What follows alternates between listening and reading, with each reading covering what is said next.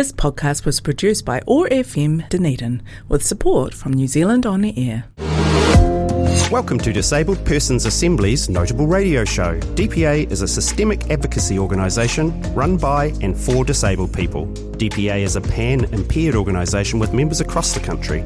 Over the next half hour, we'll discover how we can work collaboratively to achieve inclusion for all New Zealanders. DPA's Notable Radio Show, a whole new attitude. Welcome to DPA's Notable Radio. I'm your host, Amy Taylor, Kaituitui, or Community Coordinator for Otipoti. In today's show, we will be talking to the members of People First. People First is an organisation for people with learning disabilities run by people with learning disabilities. The current president of People First Dunedin is Julia Young. Today, we have three members of People First, as well as Leanne Wightman, who's the regional coordinator for Southern for People First. Hello, everyone. Hello. Hello. Right, would you guys like to take a moment to introduce yourself? David, maybe you can go first. I'm David King. I'm from Puki to Dunedin. I'm Vice Southern President of People First.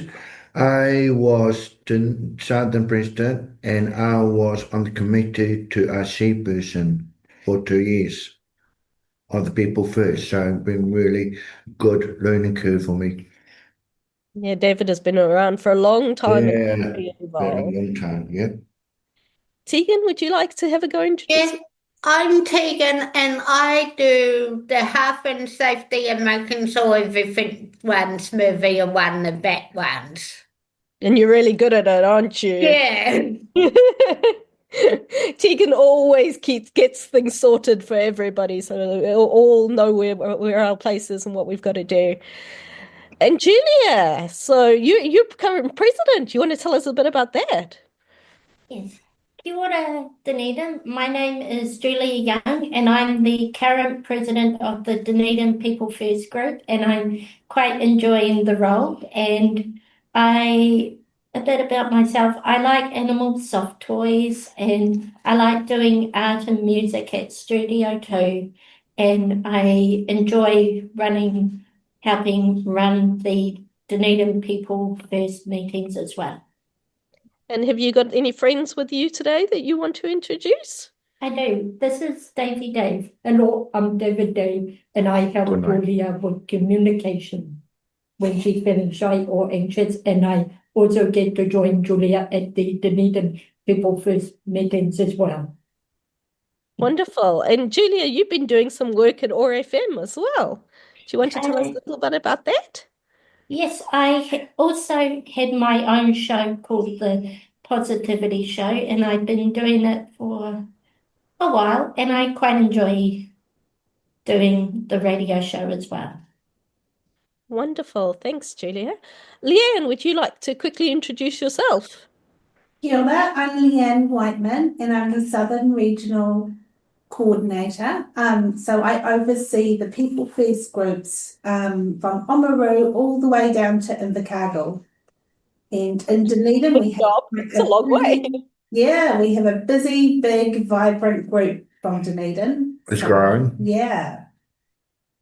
So it's really active in the disabled community locally, and we get lots of People First members at all the DPA events, and which we're really, really grateful for. It really brings some vibrancy to our group and to our community. And Leanne is fabulous at cajoling everybody to join in, which is really great. She's very motivating for me as well. So, Julia, would you like to tell us a bit about People First? Thank you very much, Amy. People First New Zealand is a self-advocacy group for people with learning disabilities, and there are branches all over New Zealand, and we meet on, the Dunedin group meets on the first Tuesday of the month, and we learn about how to speak up for our rights, and it's a very awesome group to be a part of. And I really enjoy being a part of People First. And I joined People First in 2017, and I'm really happy I have, because I've learned a lot of awesome, important skills.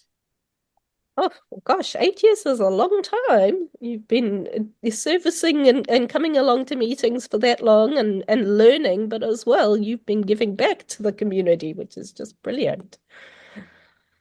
Thank you. David, you've been involved in the Yeah. disability community for a very long time locally. Most people have heard of David King when it comes to the disability community in Dunedin. Would you like to tell us about the work that you have done? I've been around the disability sector for a long time, been the coalface. I shown people first, and this what a flat the the platform give more confidence to grow our community. Now I'm still Southern President, meantime, of Southern. I'm with CCS on one of the committees. I with TPA. I was Southern President for TPA. Now I'm on the board of the TPA, NEC. We have meetings, have meetings to make sure TPA is running very well, very orderly, very smooth with no problem. So we're That's the going National through. Executive Committee. So David is a member of the DPA's National Executive Committee. Yeah, so we are going through the constitution part now, going through to take us up because it's old age certificate hard to understand. With court seekers, I go to provider homes and ask how their support going. We do order on the house and we do with DAA, work with them, give them report and just go back to Men's Health to be signed off. Make sure their stands have not dropped or the same. I've been on first a few Frosties board, Minister of Health, with People First, living well, doing easy read with Sean Marble for his easy read documents, helping out with that. I was on the council, the ag board of forestry board of the council. Yeah, and on different groups. So yeah, been really good, and I love the work. It was different, and shop never the same. A bit of variety in it. I like it, and I want to give my knowledge to other people that they live perish what I have growing up with the disability centre. Yeah, so David is a phenomenal member of the disability community, and he has been doing this work for a very long time, as he Yeah, has spoken about. He's really, really strong personality and yeah. strong advocate for disabled people in Ōtepoti Dunedin. Right, Tegan, it's your Yeah, turn. Would you like to tell us what activities that you do at People First? I this we run speaking up courses, the money schools Oh yeah, course. I understand. We have learned about our rights, have guest speakers at our meetings, and we have our Southern regional meetings. And who runs the meetings? All of us members, what runs them. Yeah, and that's wonderful, isn't it? Because you're learning new Yeah. skills when you're running a meeting. Because running a Yeah. meeting there's protocols to be followed. So you have to Yeah. have a chair and you have to have somebody to take notes to do the minutes. So those are all important skills that are applicable to people who want to enter the workplace.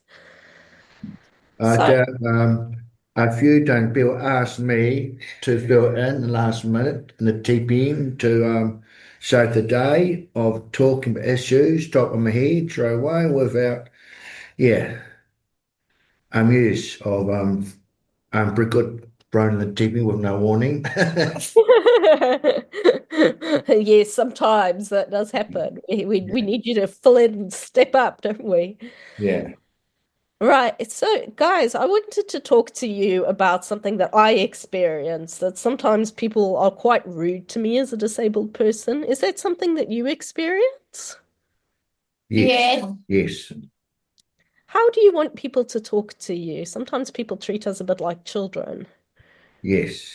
I feel like for me, I want them to speak to me nicely and respect the way I want to be treated in the community.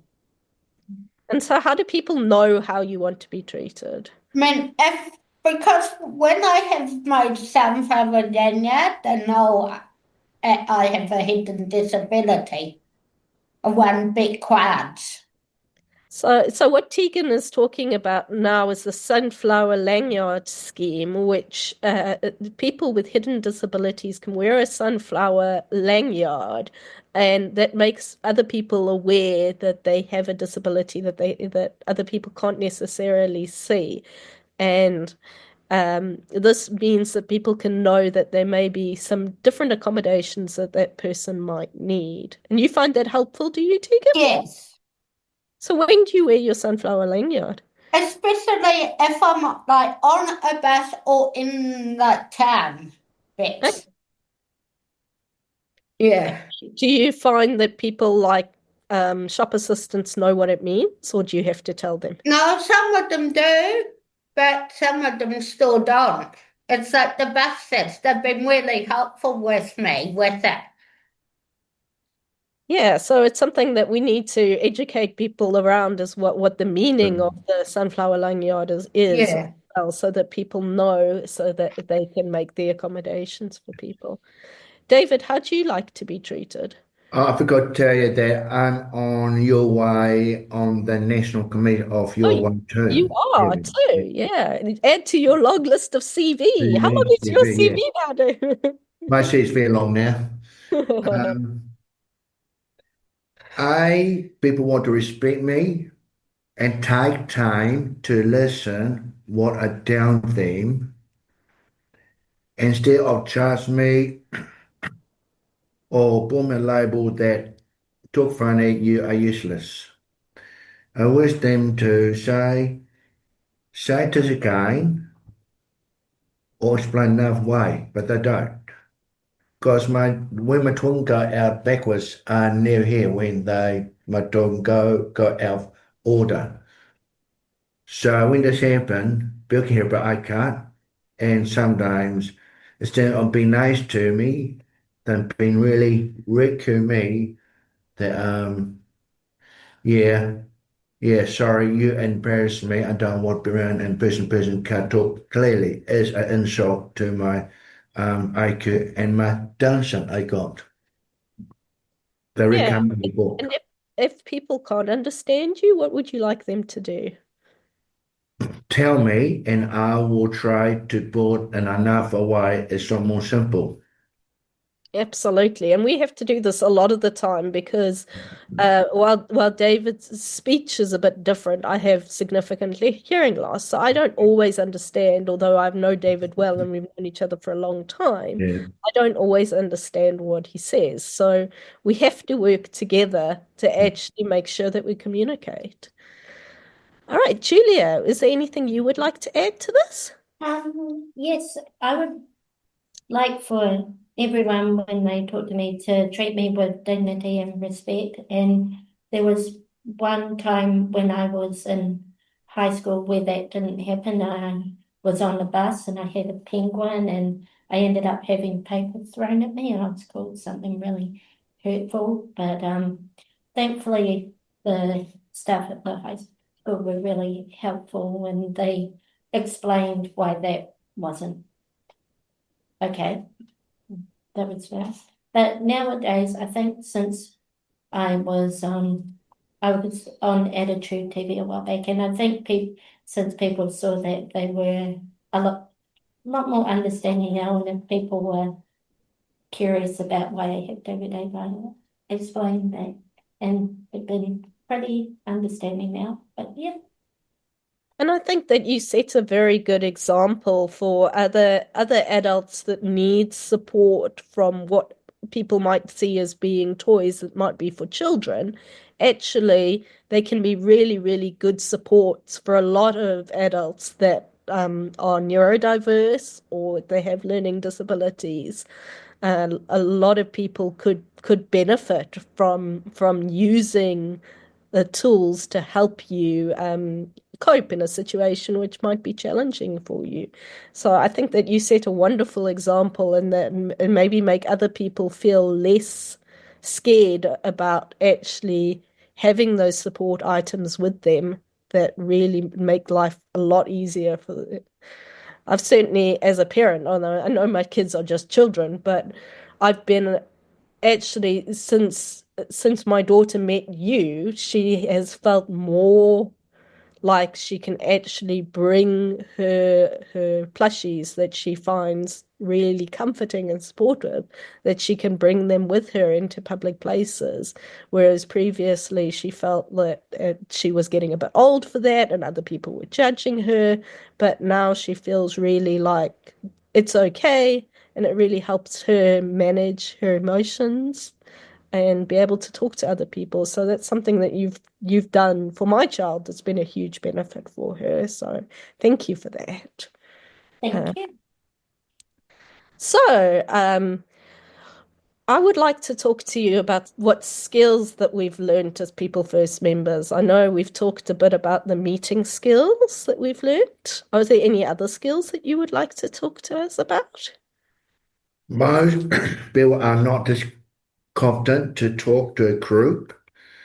After all, you get more confident to talk to a group that got disabilities, and if we get more confidence, you want to join more groups gradually because you're more confident, but you know that you can do it. To understand you, you know that no door's shut, no door's open.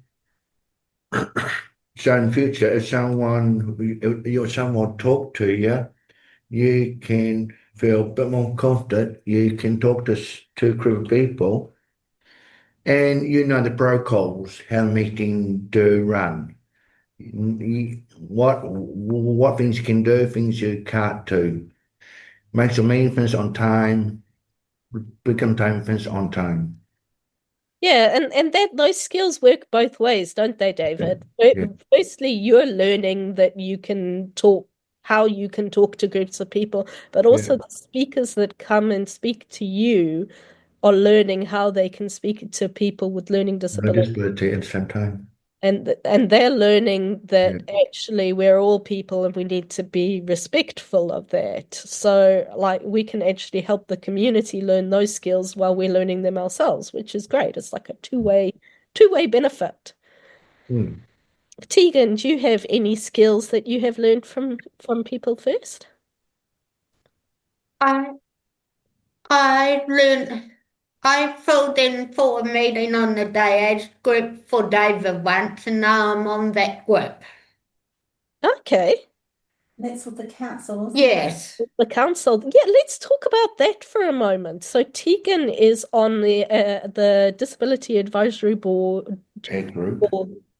group for the council, which is a really important job. So what sort of things do you discuss in that group? I discuss so like if there's like friends what I see in the community, I bring up with them, especially with when cars were not stopping at pedestrians. Oh, that's really important to point out, isn't it? Because Yeah, it could be really dangerous. And so other things that we get from that group, so the feedback from that group, it all comes round in circles so that we know that we DPA can take that information and work it into our submissions for the council as well. But other sorts of things that we get are like things where there is no mobility access. Sometimes you talk about that, don't you? Where there's no yeah. ramps or you might talk about the new fines for the mobility parking spots, or you might talk about things like bus fares and community services card. So there's lots of things that disabled people can input into how the council runs through that group. So you can always get hold of Tegan through me, and we can make sure that your input goes to the council through that group. Yeah.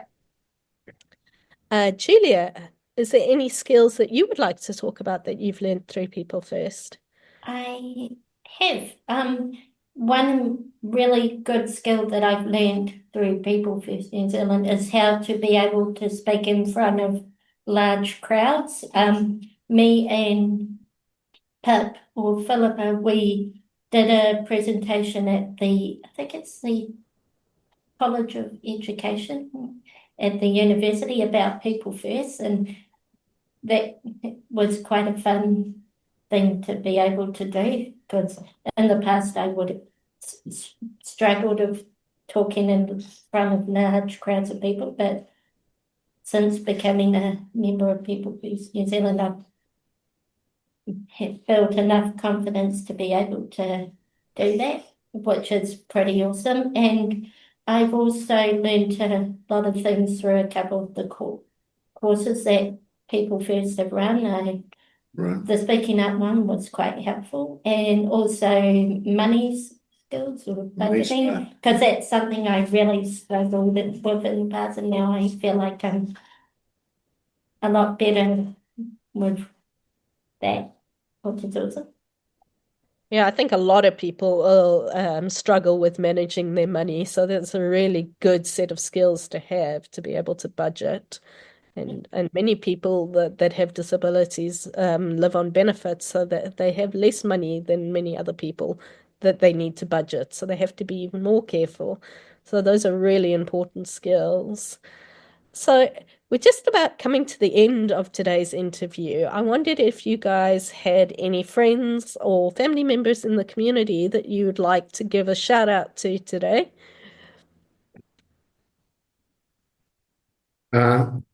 To Rob King at the Kansas Society, as well, Carolyn, my brother Francis and Buzz North, and his wife Robin King. Thanks, David. Tegan, is there anyone you want to say hi to? I would like to say hello to Chris from your end and my friend Alicia. Thanks, Tegan. That's lovely. Julia? I would love to give a shout out to everyone at Studio 2, my mum and Mitch and Lisa from FriendLink. And yeah. Awesome. Leanne, have you got anybody you want to give a shout out to today? To all the People First members who are listening, and to all our amazing volunteers, because it's International Volunteer Week. Oh, is it? Wow. Yeah, big shout out to all the people that volunteer their time to assist the members to run their meetings. Wonderful. Yeah, we all rely on volunteers in our community. Mm-hmm. Really fabulous people giving their time. Okay. So, thanks, everybody. Thanks for coming via Zoom today. We've had to do Zoom because I've got a infection, joys of joys, but it's been a time. Big thank you to Cindy Johnson, our Big First boss, and the brand new boss at FriendLink, the brand new person taking over, Mitch. Wonderful. Thanks for that, David. All right, everybody, you have a wonderful rest of your day, and thanks for joining us today. Yeah. Thank you. Bye-bye. Bye. This has been DPA's Notable Radio. Disabled Persons Assembly is Aotearoa, New Zealand's first pan-disability national organisation, providing system-level advocacy for all disabled people. Membership is free for individuals. If you'd like to know more, visit our national website at www.dpa.org.nz or contact your local kaituitui or community connector Amy Taylor at kaituitui.otipoti@dpa.org.nz. Disabled Persons Assembly, a whole new attitude. This podcast was produced by OAR FM Dunedin with support from New Zealand On the Air.